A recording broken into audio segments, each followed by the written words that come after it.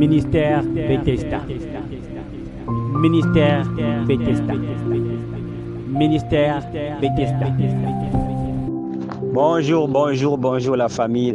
Bonjour le pasteur Théo Muntunzambi, l'infatigable. Bonjour pasteur Iloki de l'Arche de Noé. Bonjour maman Zoé, maman Luce. Bonjour à tous les enfants de Dieu de la plateforme Prière Éveil Spirituel. Bonjour. Que Dieu vous bénisse ce matin, que Dieu bénisse vos maisons, que Dieu bénisse vos vies, qu'il fasse luire dans votre vie, qu'il se manifeste comme jamais auparavant. Bien-aimés, j'ai une petite pensée que je voudrais partager en forme d'exhortation pour les enfants de Dieu, pour cette famille que nous avons sur cette plateforme. Alléluia. Il y a un message que j'avais écouté du pasteur Théo, je vois qu'il avait posté dans notre chaîne YouTube il y a je crois 4 ans de cela, sur la repentance. J'ai beaucoup aimé la manière dont le pasteur Théo a expliqué en peu de mots la signification de la repentance. Alléluia. On a beaucoup entendu parler, parfois après la réunion, l'homme de Dieu, les hommes de Dieu que nous avons eus, ou bien les pasteurs que nous avons. Vous devez venir à la chair, vous devez vous repentir, on doit se repentir. Mais est-ce que vraiment on connaît la signification profonde de la repentance? Est-ce que les gens comprennent vraiment? Est-ce que nous, en tant qu'enfants de Dieu, nous en tant que leaders, nous en tant que followers, nous en tant qu'enfants de Dieu, membres d'église, de groupes de prière, est-ce que nous saisissons la signification profonde de la repentance? Alléluia. Je ne vais pas aller dans les mots grecs parce que ce n'est pas vraiment important, mais je voulais plus m'accentuer sur cette définition très profonde, simple, que mon frère le pasteur Théo, il nous a donné sur cette plateforme-là. Il dit, la repentance, c'est le fait de reconnaître. Alléluia. Le fait de reconnaître. Le fait que tu reconnais que tu as mal agi. Le fait de regretter. Alléluia. On doit d'abord reconnaître le fait. Alléluia. Après avoir reconnu le fait, on doit regretter que pourquoi j'ai fait cela. Et le troisième fait, c'est on doit abandonner. Alléluia. J'ai vraiment aimé ça. Très simple, mais très profonde et explicite. C'est le fait de reconnaître, de regretter et de renoncer, de ne plus faire la même chose. Alléluia. Et il y a 4 caractères. Je veux plus m'accentuer sur 2 caractères. Je veux juste m'accentuer sur 2 caractères premièrement.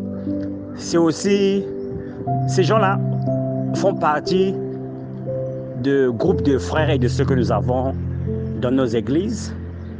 Et ce que pasteur Iloki a ces gens-là dans son groupe aussi. Et pasteur Théo, là où il est aussi, il y a des gens comme ça. Ici même sur la plateforme, nous avons ce genre de personnes qui ont ce comportement-là. Alléluia.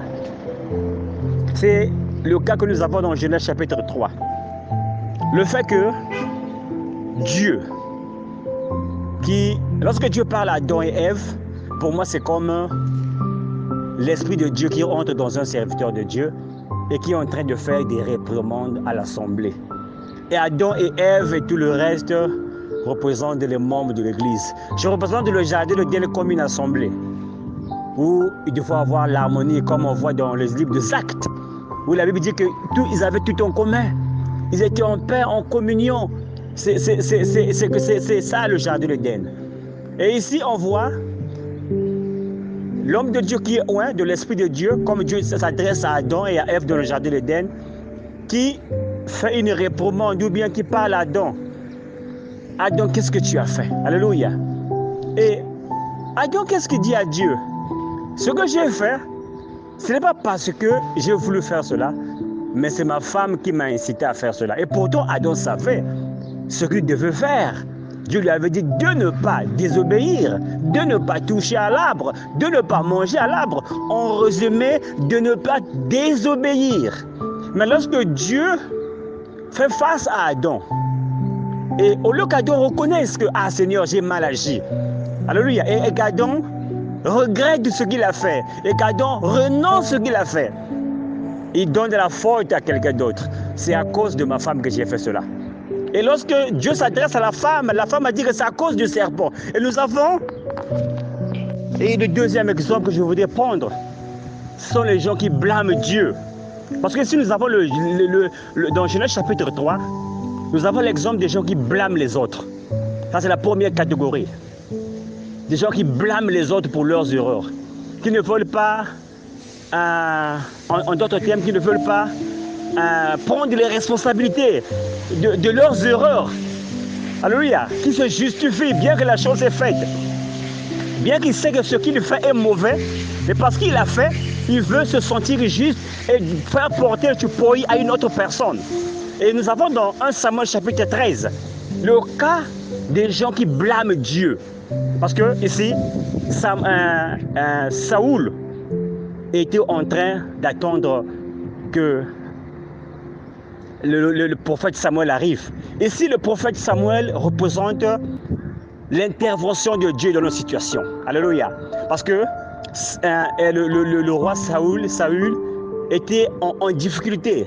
Alléluia. Les choses peut-être ne marchaient pas dans sa vie. Parce que si le roi Saül, c'est le type de croyant qui se dit peut-être que je suis en retard. Les choses ne marchent pas dans ma vie. Je prie que Dieu ne m'exauce pas. Je fais ceci, Dieu n'agit pas. Et on fait des choses à notre manière. On n'attend pas que Dieu intervienne. Et lorsque Samuel arrive et qu'il demande à Saoul, mais pourquoi tu as fait ceci? Il dit que non, c'est parce que tu tardais à venir. C'est la raison pour laquelle j'ai offert l'Holocauste. Vous voyez? Les gens qui blâment Dieu. Les gens qui blâment Dieu. Si c'est à cause de Dieu, parce que Dieu m'a tardé de me regarder, Dieu a retardé de me répondre, la raison pour laquelle j'ai pris cet homme-là en mariage. Et je priais, Dieu n'a pas exaucé, je n'ai pas le choix de pouvoir faire quelque chose. Parce que je priais, j'avais besoin d'argent, j'ai obligé de faire des copes illicites, de faire quelque chose. Parce que Dieu tardait à intervenir dans ma vie. Alléluia. Il y a des gens qui blâment les autres pour leurs erreurs. Il y a des gens qui blâment Dieu pour leurs erreurs. Genèse chapitre 3. Et nous avons ce genre de frères, nous avons ce genre de sœurs qui ne veulent pas reconnaître leur tort, qui ne veulent pas reconnaître leur péché. Alléluia. Nous avons des Adams, nous avons des Èves dans nos assemblées, dans nos familles, dans nos couples, dans nos entreprises. Si nous avons mal agi, et nous ne devons pas être comme Adam. On veut toujours blâmer l'autre. C'est l'autre qui a fait cela. Ce n'est pas ma faute. Et il y a un homme qui couche avec une autre femme. Pourtant, il est marié. On dit, mais frère, mais pourquoi tu as une autre femme? Pourquoi tu as une copine à l'extérieur? Non, c'est parce que ma femme. C'est à cause de ma femme. On demande à la femme, mais pourquoi tu fais ce que tu fais? C'est pas bien. Non, c'est à cause de mon mari. On ne veut pas reconnaître que je suis faible sexuellement, j'ai mal agi, je prie que Dieu me pardonne, mais on shift les blâmes, on shift l'erreur à une personne d'autre. Et ces gens-là, vous allez remarquer, ils ne reconnaissent pas leur tort. Et lorsque l'homme de Dieu est en train de prêcher, nous avons ce genre de chrétiens, le type d'Adam, le type de Ève, qui aime toujours se justifier. Alléluia. Qui aime toujours dire que moi je n'ai pas fait cela. C'est parce que ma femme m'a poussé. C'est parce que mon père m'a poussé. C'est parce que mon ami m'a poussé. C'est la faute de l'autre. C'est la faute de l'un. C'est la faute de l'autre. Ce n'est pas ma faute. Moi je n'ai pas voulu faire cela. Et vous allez voir que, à cause de cela, Adam et Ève ont été chassés de la présence de Dieu. Alléluia. Parce que la repentance sincère, nous allons arriver à cela, et avec l'appui des Écritures, la repentance sincère calme la colère de Dieu. Alléluia. Nous devons reconnaître quand nous avons mal agi, quand nous avons mal fait, nous devons reconnaître devant le Seigneur, Seigneur, j'ai mal agi. C'est moi qui ai tort, Seigneur. Je veux que tu me pardonnes. Je ne veux plus faire cela. On ne doit pas faire, comme on dit en Larry, faire porter le tipoï à une autre personne. C'est la faute de l'autre. Ce n'est pas ma faute. Alléluia, c'est ce que Adam a fait. C'est ce que Ève a fait dans le jardin d'Éden. Et Dieu a dit qu'à cause de cela, je vous chasse de ma présence. Et beaucoup d'entre nous dans nos assemblées, bien que nous sommes présents physiquement dans l'assemblée, mais nous sommes en dehors de la présence de Dieu. Alléluia. Genèse chapitre 3, c'est la catégorie des gens qui blâment les autres. Alléluia. Et Genèse chapitre et 1 Samuel chapitre 13, ce sont ces gens qui blâment Dieu. Alléluia. Ce sont si j'ai fait telle chose, parce que je voyais que je gagnais de l'âge, il fallait que je me marie seulement comme ça. Ou bien même si quelqu'un ne croit pas en Dieu, même si quelqu'un dit qu'il est comme ça, moi, je vois mon âge, je prends du retard de la vie, les choses n'avancent pas, je prie, Dieu ne m'exauce pas, je suis obligé de faire telle chose. Mais frère, pourquoi tu as fait cela? Et parce que depuis que je prie, Dieu ne m'exauce pas. Depuis que je jeûne, Dieu ne m'exauce pas.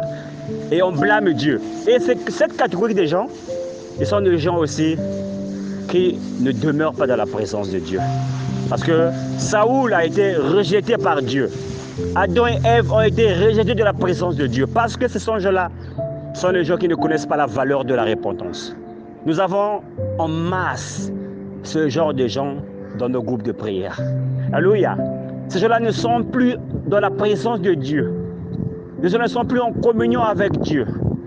Bien qu'ils soient présents dans nos assemblées, bien qu'ils soient présents parmi nous, qui sont parfois des gens qui occupent des postes dans nos assemblées, qui occupent des titres dans nos assemblées, mais ils ne sont plus de la présence de Dieu. Pourquoi? Parce qu'ils ne veulent pas reconnaître leur tort. Et nous avons aussi l'exemple de quelqu'un comme David. C'est un exemple qui m'a vraiment plu lorsque je faisais ma méditation. Quelqu'un comme David, lorsque la sentence a été prononcée qu'il a fait quelque chose de mal à l'égard de Dieu. Lorsque David, il a pris la femme d'Uri, il a tué Uri, il s'est marié avec la femme Uri. Mais lorsque le prophète Nathan arrive, le prophète Nathan qui est l'onction de Dieu, qui est un serviteur de Dieu, et qui réprimande un frère par la prédication, par une exhortation, par une interview, par une exhortation ou bien un échange. Et j'aime beaucoup l'attitude de David. Alléluia. David a dit que cette personne doit mourir. Ce qu'il a fait, il avait beaucoup de brebis, il a jamais pris la brebis de l'homme pauvre. Et Nathan lui dit, cet homme c'est toi. Parce que David devrait mourir. Mais j'aime beaucoup l'attitude que David a pris. Alléluia. J'aime beaucoup l'attitude que David a pris. David, il n'a pas dit que non, c'est parce que cette femme-là, je l'avais nue, que je suis allé vers elle, c'est la femme de Bathsheba, ou bien c'est la femme de ma femme qui n'a pas voulu coucher avec moi hier soir. Je suis obligé d'aller voir la femme d'Uri. David a reconnu son tort. Alléluia. David a reconnu son tort. Il a jeûné, il a prié.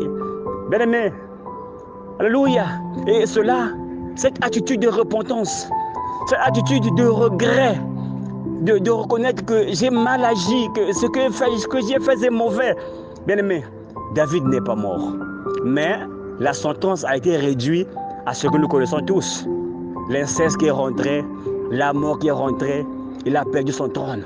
Mais à cause du regret qu'il avait dans son corps, parce qu'il n'a pas accusé une autre personne pour ce qu'il a fait de mauvais, la sentence a été différente parce que la repentance sincère arrête la colère de Dieu. La repentance sincère change, bien-aimé, la punition en une punition moindre que celle qu'on devait avoir lorsque on n'a pas pu se repentir. On n'a pas pu regretter ce que l'on a fait. On n'a pas pu reconnaître ce que l'on a fait. On n'a pas pu rejeter ce que l'on a fait, bien-aimé le Seigneur. Et la Bible nous dit que c'est la seule faute que David a commise lorsqu'il a couché avec la femme d'Uri. À part cela, David était un homme intègre devant la présence de Dieu. Et nous avons aussi l'exemple de le roi Akab. Oh, bien-aimé de le Seigneur. Le roi Akab avait besoin du vigneron ou bien du champ de Naboth qui était proche de son palais.